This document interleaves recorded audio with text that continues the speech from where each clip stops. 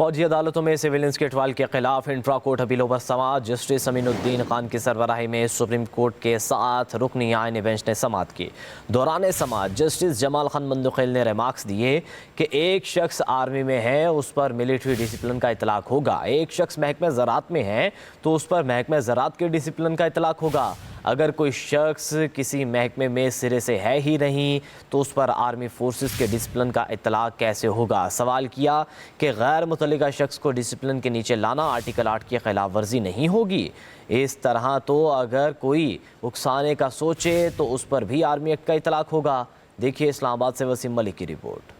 Justice امین الدین کی سربراہی میں سپریم کورٹ کے 7 رکنی آئینی بینچ نے ملٹری کورٹس کے حوالے سے کیس کی سماعت کے دوران اہم سوالات اٹھا دیے۔ جسٹس جمال مندوخیل نے ریمارکس دیے کہ ملٹری کورٹس کا پورا کیس آرٹیکل 8 کے گرد گھومتا ہے۔ جو شخص آرم فورسز میں نہیں وہ اس کے ڈسپلن کے نیچے کیسے آ سکتا ہے؟ جو شخص آرمی ایکٹ کا سبجیکٹ نہیں اس کو بنیادی حقوق سے کیسے محروم کیا جا سکتا ہے؟ وزارت دفاع کے وکیل خواجہ حارث نے دلائل میں کہا کہ ملٹری کورٹس کیس میں عدالتی فیصلہ 2 حصوں پر مشتمل ہے۔ ایک حصے میں آرمی ایکٹ دفعات کو کالعدم قرار دیا گیا، جبکہ دوسرے حصے میں ملزمان کی ملٹری کورٹ میں کسٹڈی ہے۔ مخصوص حالات میں سویلین پر بھی آرمی ایکٹ کا اطلاق ہوتا ہے۔ جسٹس مندوخیل نے ریمارکس میں کہا کہ اس طرح تو اگر کوئی اکسانے کا سوچے اس پر بھی آرمی ایکٹ کا اطلاق ہوگا۔ کیا آرمی ایکٹ نے آئین کے آرٹیکل 8 کا سیکشن 8 غیر مؤثر نہیں کر دیا؟ خواجہ حارث نے جواب دیا کہ ملٹری ٹرائل میں بھی فیئر ٹرائل کا آرٹیکل 10A موجود ہوتا ہے۔ جسٹس محمد علی مظہر نے ریمارکس دیے کہ عدالتی فیصلہ میں سب سے پہلے نقائص کی نشاندہی کریں۔ جسٹس مسرت ہلالی نے استفسار کیا کہ کیا ملٹری کورٹ ٹرائل میں وکیل کی اجازت ہوتی ہے؟ کیا ملٹری کورٹ میں ملزم کو تمام مواد فراہم کیا جاتا ہے؟ جس پر وکیل خواجہ حارث نے جواب دیا کہ ملٹری کورٹ میں ملزم کو وکیل اور تمام متعلقہ مواد فراہم کیا جاتا ہے۔ عدالت نے کیس کی سماعت ملتوی کر دی۔